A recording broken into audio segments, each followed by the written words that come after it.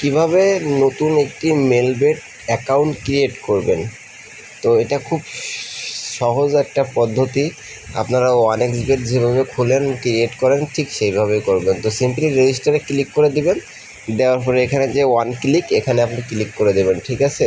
তো এখানে ওয়ান ক্লিকে আসে আপনি এখানে নাম্বার ছাড়াই খুলতে পারবেন এবং এখানে দেখছেন বাই ফোন, তো এখানে আপনার নাম্বার দিয়ে অ্যাকাউন্টটা ক্রিয়েট করতে হবে, ঠিক আছে।